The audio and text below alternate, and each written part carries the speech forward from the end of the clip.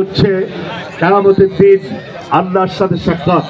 এটা ইফতার, এটা একটা রোজাদারদের জন্য সুখবর।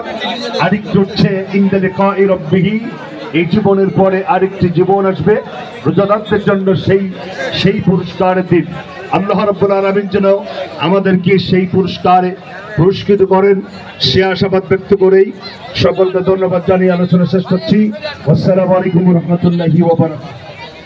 সম্মানিত রোজাদার ভাইরা, ভদ্রতা বজায় রাখি, আপনারা চুপচাপ বসে পড়েন। স্বেচ্ছাসেবক ভাইরা যার যে দায়িত্ব আছে সে দায়িত্ব আপনারা পালন করুন। এই অবস্থায় কোনো কাউকে ইফতার দেওয়া হবে না। এখনো জায়গা আছে, আপনার জায়গা ফুল ফেস করেন।